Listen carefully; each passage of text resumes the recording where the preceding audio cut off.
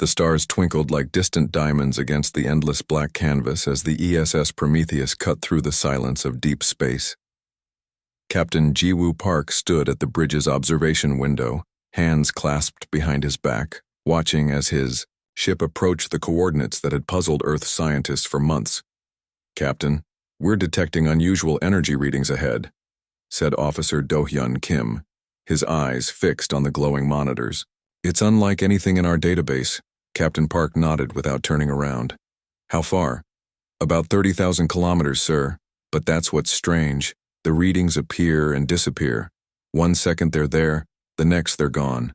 The Prometheus had been dispatched to investigate after automated probes sent back conflicting data about this region of space. 3 star systems into humanity's expansion beyond Earth, they were still finding things that defied explanation. "Put it on the main display," Park ordered, finally turning to face the bridge crew.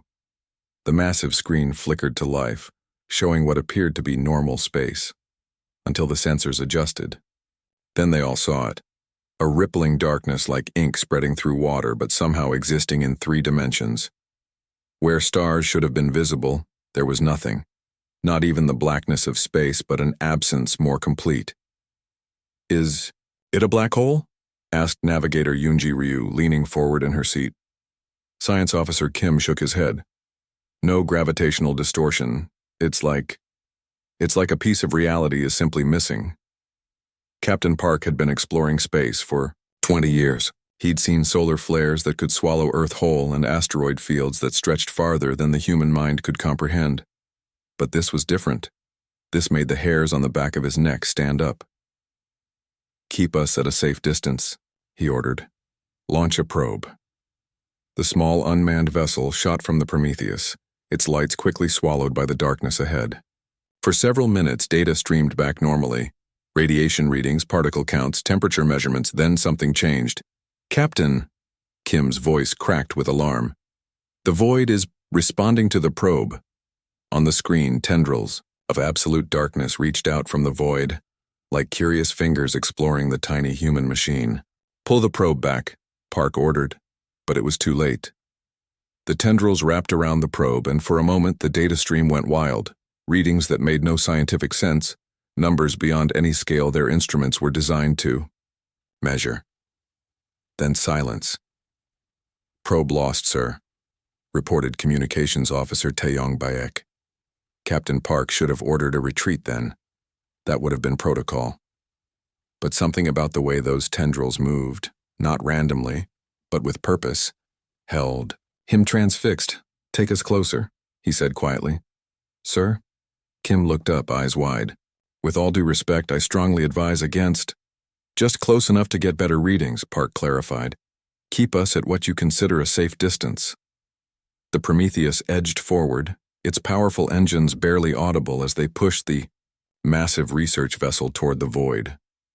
The bridge was silent except for the soft beeping of instruments and the occasional whispered conversation between crew members. As they drew nearer, the void seemed to notice them. The darkness rippled and more tendrils began to form. "It's reacting to our presence," Kim whispered. "Captain, this is unprecedented. No naturally occurring space phenomenon should respond like this." Park nodded slowly. "Because it's not just a phenomenon, is it? It's aware." The words hung in the air, giving voice to what they were all thinking but afraid to say. Without warning, the darkness surged toward them, faster than should have been possible. Alarms blared throughout the ship as tendrils of void wrapped around the hull, not damaging it but somehow tasting it. "Shields at maximum," Park shouted above the noise. "Prepare for emergency jump." But the tendrils weren't attacking. They were exploring. Where they touched the ship, sensors went wild, reporting impossible readings. It was as if the very laws of physics bent around those points of contact. "Sir," called Communications Officer Baek, "something's interfering with our systems.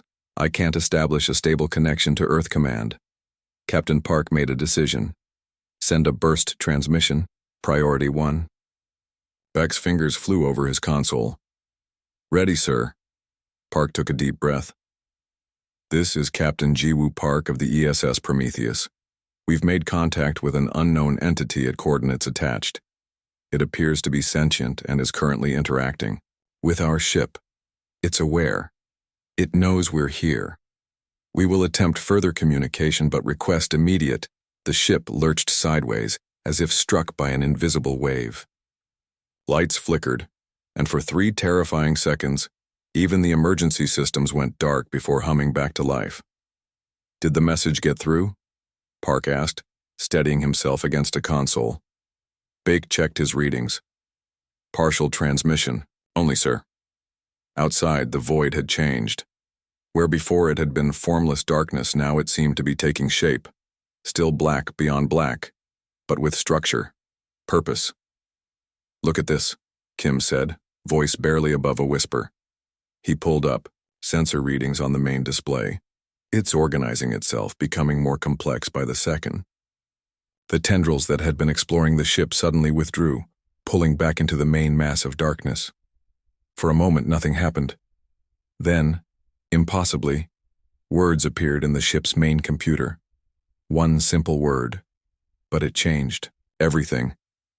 Humanity wasn't alone in facing the cosmos. Something ancient had been sleeping in the void between stars, and the Prometheus had just woken it up. It's trying to communicate, Park said, a mixture of fear and wonder in his voice. Humanity has just made first contact. 3 months after the Prometheus incident, Earth's finest minds had worked tirelessly to understand what happened. The partial transmission from Captain Park had sparked both fear and fascination across human colonies. News feeds buzzed with theories while government officials debated behind closed doors. Dr. Minho Lee stood before the United Earth Alliance Council, his presentation concluding on the large screen behind him.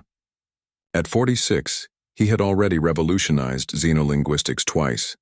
Now they needed him a third time. So you believe this void entity is attempting communication?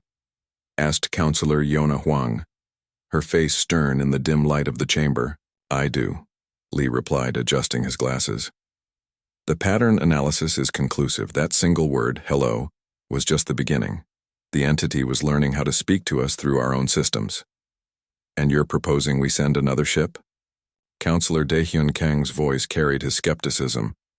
After what happened to the Prometheus, Lee nodded confidently. The Prometheus wasn't destroyed or attacked. It was examined.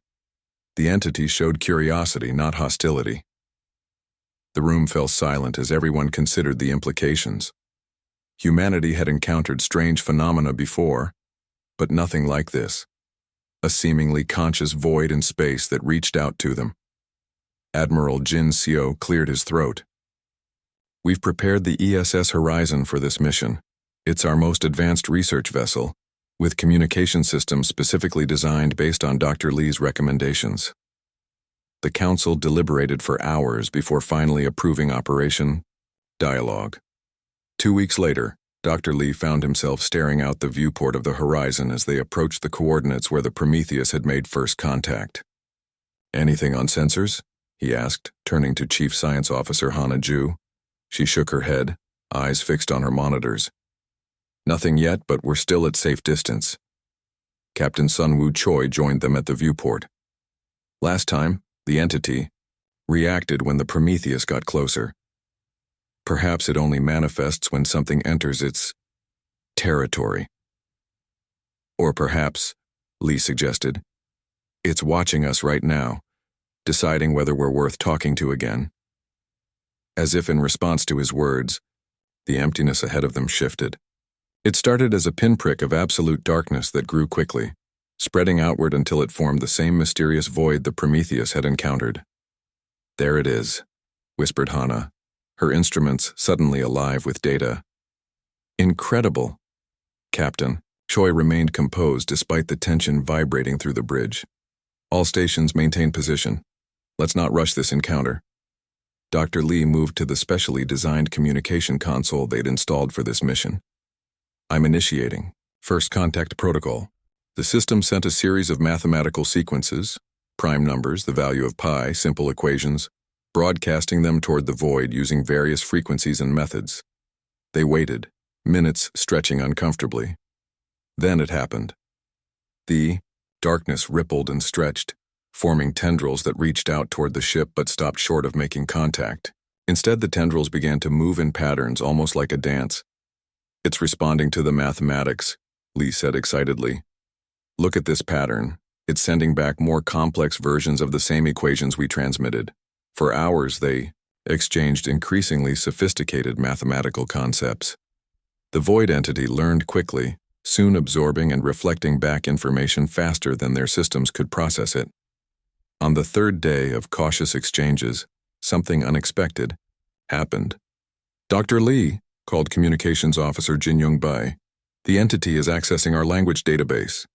Lee rushed to the console. Somehow, the void had established a connection to their computer systems without triggering any security protocols. It wasn't hacking. It was as if it existed partly inside their digital systems, examining language files with incredible speed. "Should we cut the connection?" asked Captain Choi, concerned. Lee shook his head firmly. "No. This is what we came for. It's trying to find better ways to communicate." An hour later, text appeared on their main communication display. "Your species is different. Others fled." The bridge crew fell silent, staring at those 7 simple words that confirmed what many had suspected. Humanity wasn't the first to encounter this entity. "It knows other intelligent life," Hana whispered. Lee carefully typed a response. "We seek understanding, not escape. Who are you?" The answer came faster this time. Over the next several days, communication improved rapidly.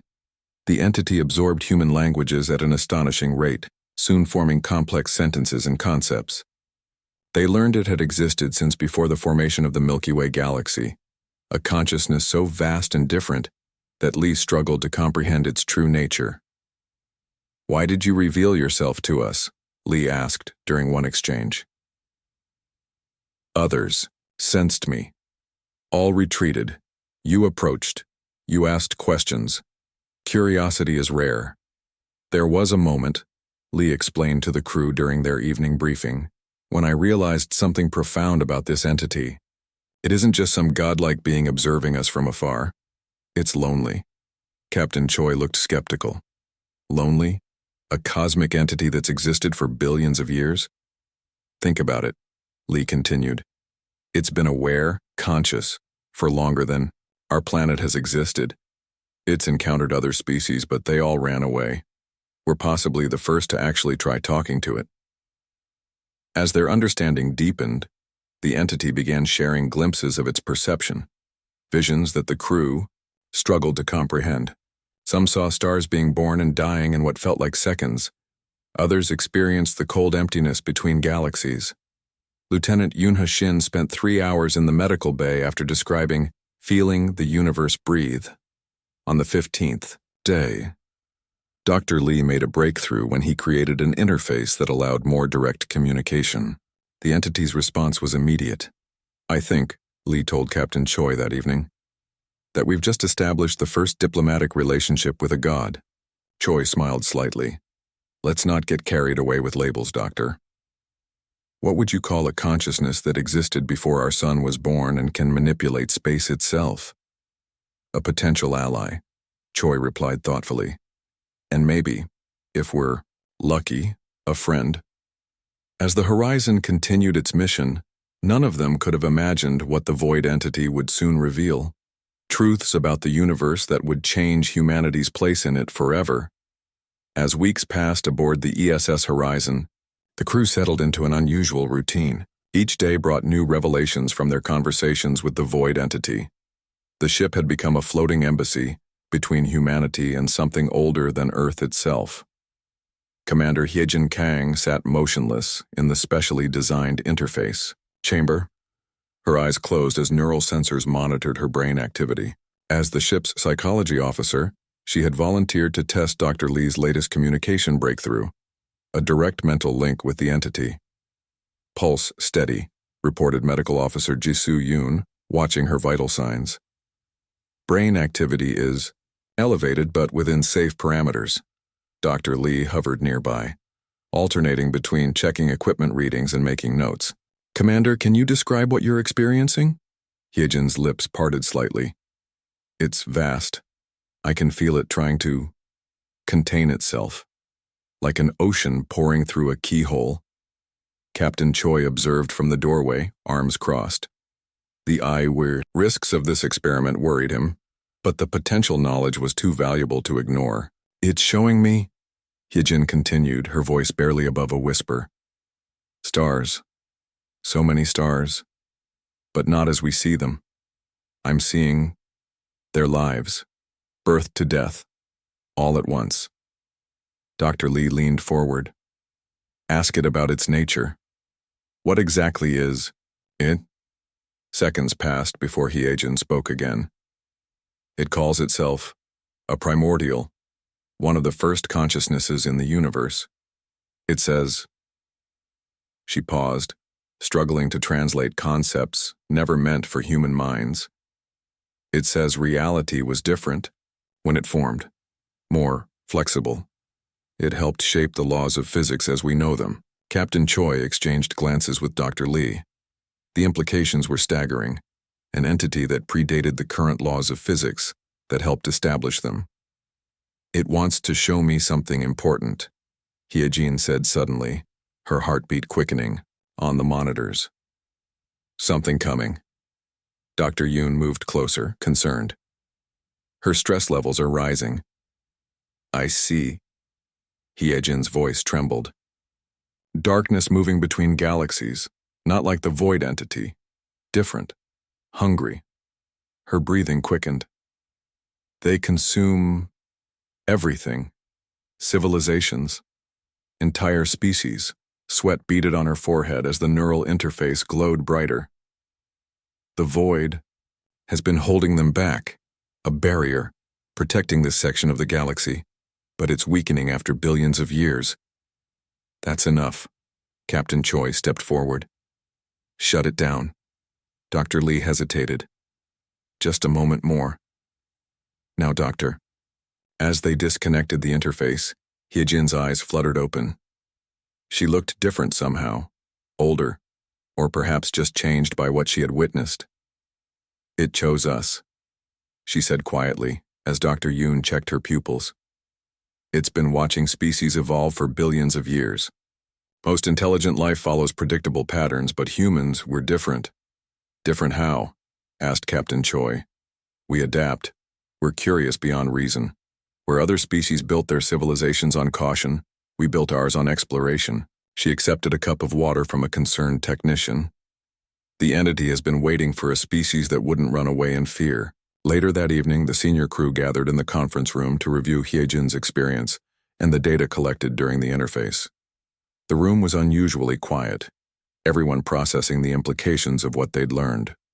"Let me make sure I understand this correctly," said Chief Engineer Woojin Park, breaking the silence. "An ancient cosmic entity has been protecting our part of the galaxy from some kind of predatory force, but now it's getting too weak to maintain the barrier alone?" "That's the simplified version," Hyejin nodded. "But it's more complex. These predators feed on consciousness itself. They've consumed thousands of civilizations already." Science Officer Hana pulled up a galactic map on the main display. "If what the entity showed you is accurate, that could explain the Fermi paradox. Why we haven't detected other advanced civilizations despite the mathematical probability they should exist." "They did exist," Dr. Lee said soberly. "They were devoured." Captain Choi leaned forward, hands clasped on the table. "The question is, what does this mean for Earth, for humanity?" Hyejin took a deep breath. "The entity believes these cosmic predators will reach our sector within 5 years. Without help, the barrier will fail, and they'll consume every conscious mind in our star systems." The room fell silent again as the weight of her words sank in. "What can we possibly do against something that eats civilizations?" asked Woojin. Dr. Lee adjusted his glasses. "The entity didn't share this information to frighten us. It believes humanity possesses something unique, an ability to think in ways it cannot. Our creativity, our adaptability, combined with its power." "A partnership," Captain Choi finished the thought. It needs our help as much as we need its. Over. The next few days, the Horizon's crew worked around the clock to establish more stable communication methods. Engineer Park developed a quantum entanglement field that could safely facilitate stronger connections between human minds and the void entity. During one such session, Dr. Lee experienced a vision so clear it felt more real than reality itself.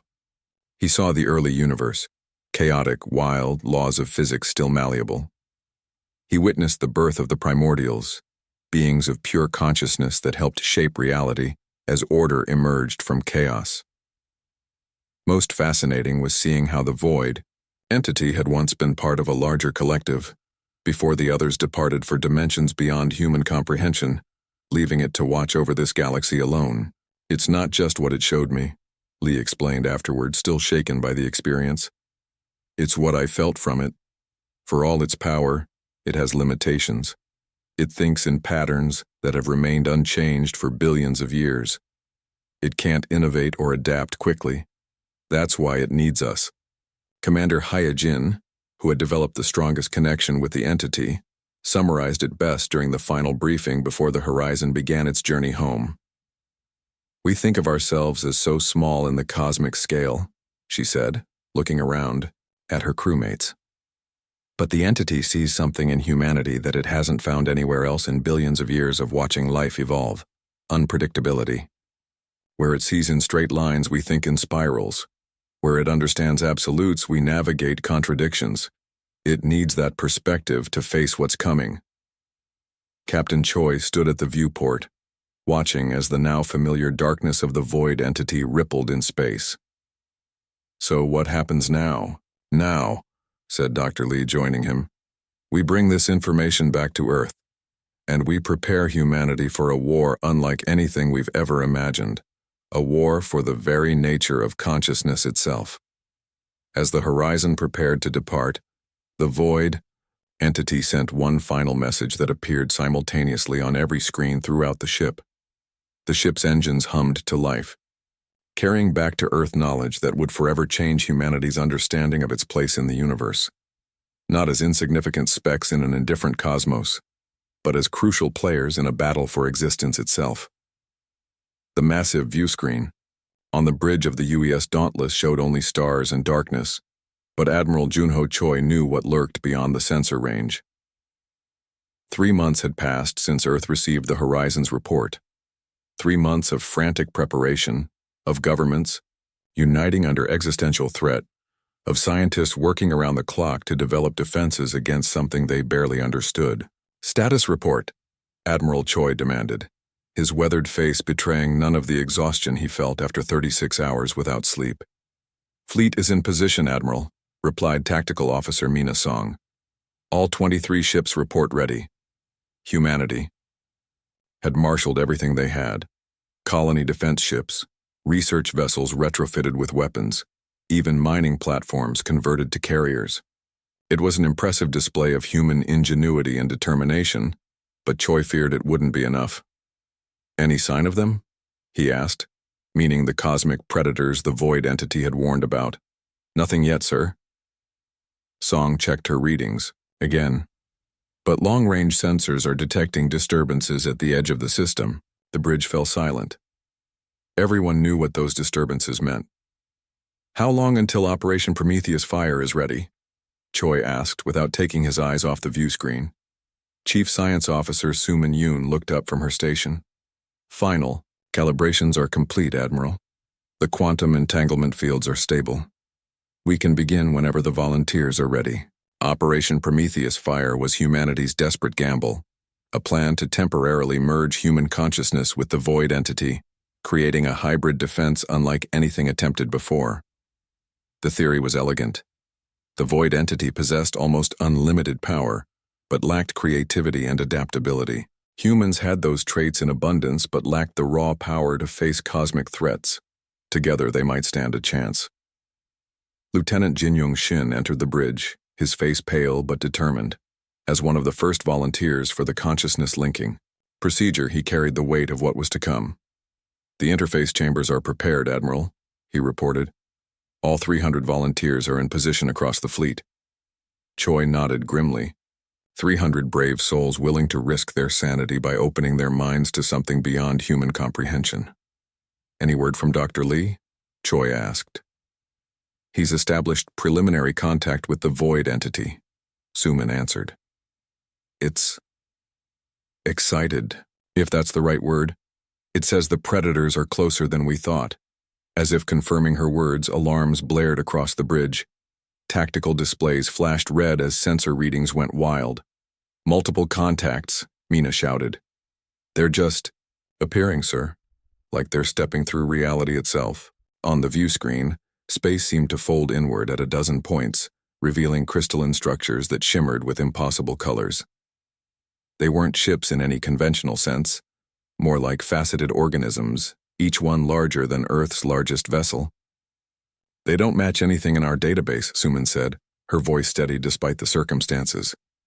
Composition unknown, but they're emanating some kind of energy field that's affecting our communications.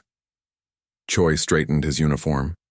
The moment had arrived sooner than expected, but they were as ready as they'd ever be. Launch fighters as a defensive screen, he ordered, and begin Operation Prometheus Fire immediately. Throughout the fleet, 300 volunteers lay in specially designed chambers. Engineers and medical staff monitored their vital signs as the quantum entanglement fields powered up, creating the bridge between human minds and the ancient. Void Lieutenant Shin was among them, his eyes closed as technicians attached neural interfaces to his temples. Remember your training, the technician said softly. Don't fight the connection. Let it form naturally. Shin nodded. They'd practiced this dozens of times with small fragments of the void entity's consciousness. But this would be different, a full connection to something vast beyond imagining. As the field activated, he felt his consciousness expand beyond the confines of his body. It was like seeing the universe with entirely new senses. The void entity's presence surrounded him, ancient, patient, and suddenly very close. It communicated, not in words but in concepts that bloomed directly in his mind. We need to hurry, Shin managed to say, though his lips didn't move. They're here. Yes. The Devourers come. They hunger for awareness, itself. They have consumed thousands before you. But not us, Shin thought fiercely. Not today. Across the fleet, similar conversations happened as humans and void merged into something new.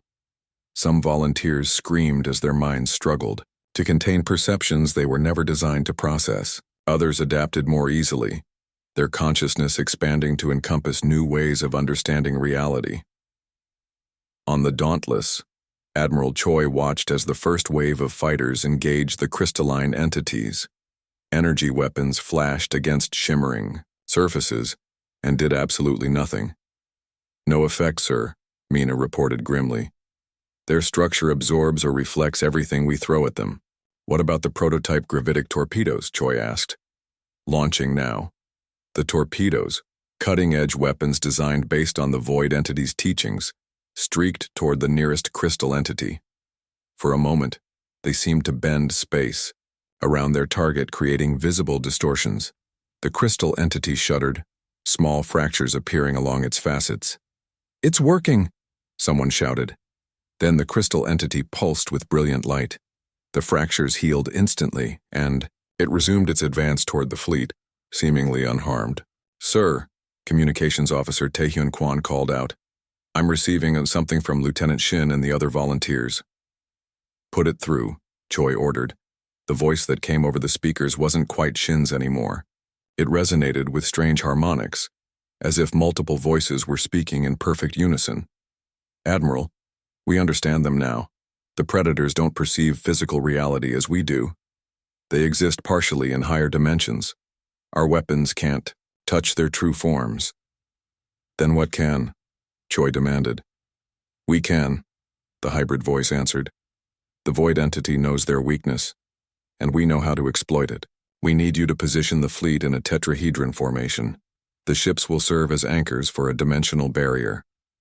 Choi didn't hesitate. You heard them. Tetrahedron formation, now. As the fleet repositioned, something remarkable happened. The space between the ships began to darken, reminiscent of the void entity itself but with visible structure, geometric patterns flowing like liquid mathematics. Through the merged consciousness network, Lieutenant Shin and the other volunteers directed the void entity's immense power with human precision. Where the entity had been maintaining a passive barrier for eons, the human-void hybrid created something active, a defense that didn't just block the predators, but pushed back against them. The crystalline entities reacted immediately, converging on the fleet as if recognizing the threat.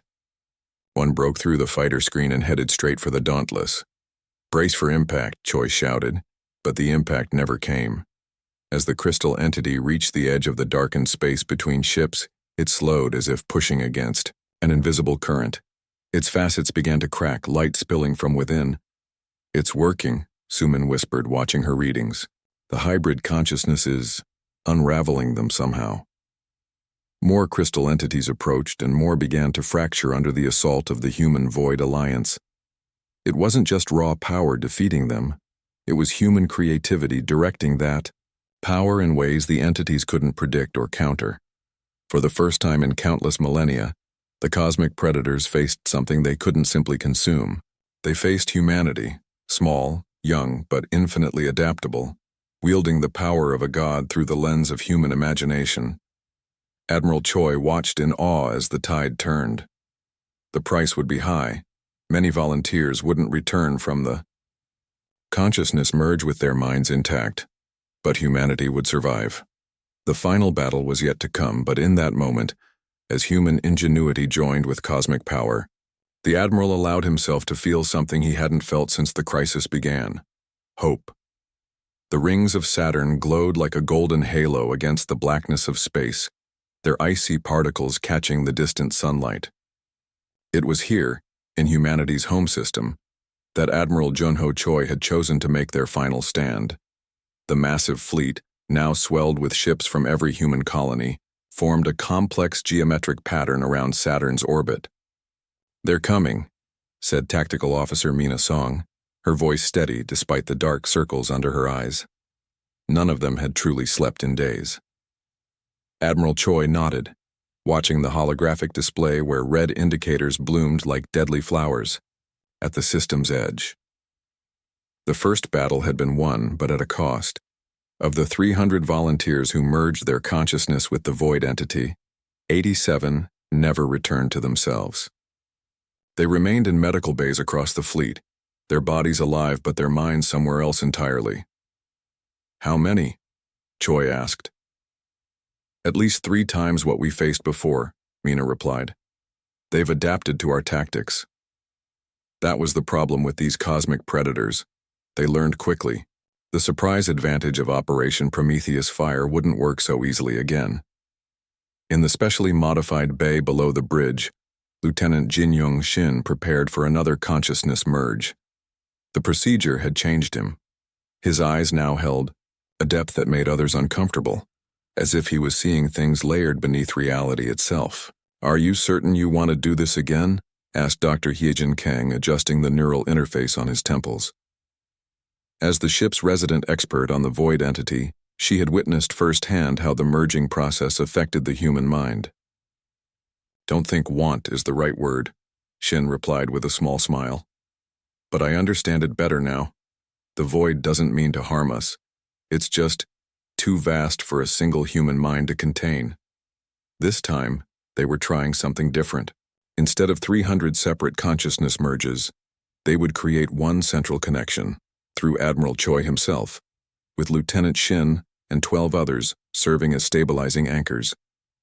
In the chamber next door, Choi lay back as technicians prepared him for the procedure.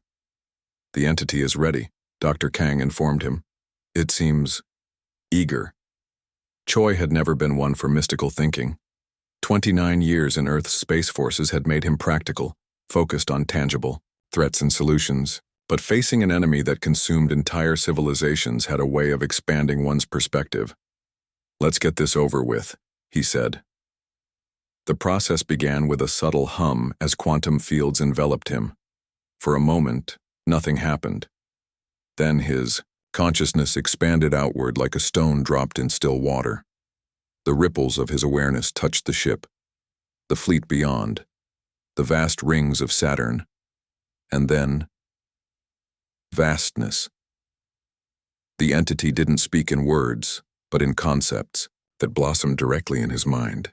Through their connection, Choi sensed something like admiration, a feeling from a being so ancient it had watched stars form and die, now impressed by creatures whose entire civilization was younger than some of its memories. "We need to end this," Choi managed to communicate, "not just drive them back again." Outside his awareness, the fleet moved into position. Inside the merged consciousness, Choi directed the entity's power with military precision, while Lieutenant Shin and the other anchors stabilized the connection, preventing the Admiral's mind from being overwhelmed. The crystalline predators arrived. Like a storm of fractured light, their structures now adapted with new defenses based on their previous encounter. They moved faster, their dimensional shifting more precise as they slipped through conventional space. "Energy readings are off the charts," reported Science Officer Suman Yoon on the Dauntless Bridge. "They're stronger this time." The first wave hit the human defensive line with devastating force. 3 destroyers shattered instantly, their hulls crumpling as if made of paper. But this time, the fleet was prepared. As the predators pushed forward, they triggered quantum mines placed in precise mathematical patterns designed by human minds wielding the void entity's cosmic knowledge. Space itself seemed to fold and unfold around the mines as they detonated, creating momentary tears in reality that damaged the predator's higher dimensional aspects. In the consciousness merge chamber, Admiral Choi felt each explosion, each death, each victory. Through him, the void entity directed its power not as a blunt force but as a scalpel, guided by human strategic thinking. "They're retreating from sectors 7 and 9, Mina called out, surprise evident in her voice. But it wasn't a retreat. The predators were concentrating, forming a spear-like formation aimed directly at the Dauntless, as if they'd identified the source of the void entity's connection. "All power to forward shields," ordered Commander Woo Jin Lee, temporarily in command while the Admiral was linked to the void. The impact never came. As the crystalline entities converged, the space around the Dauntless darkened. Not the empty blackness of space, but something deeper, the absolute void of the entity itself, now manifesting physically in their realm. Through his connection, Choi realized what was happening. The void entity was no longer content with merely directing its power through the human fleet. It was fully entering their dimension, something it hadn't done since the early universe. The results were spectacular and terrifying. Where the void touched the crystal entities, they didn't just break, they unraveled, their higher dimensional structures collapsing, as if the cosmic laws they exploited suddenly refused to apply to them. In the merged consciousness state, Choi understood what no human science could yet explain. The void entity was one of the shapers of reality's rules, and it was selectively suspending those rules around the predators. The battle lasted hours, but felt like both seconds and eternity to those connected to the void. When it ended, the remaining crystal entities fled, vanishing into whatever higher dimensions they came from. The void entity's presence gradually receded from normal space, returning to its usual state. As the quantum fields powered down, Admiral Choi's consciousness slowly contracted back to human scale. The return was disorienting, like trying to pour an ocean back into a cup. When he finally opened his eyes, Dr. Kang was watching him with concern. "Did we win?" he asked, his voice raspy from disuse. "Yes," she said simply. "They're gone." 3 days later, as the fleet regrouped and counted their losses, the void entity made an unexpected communication.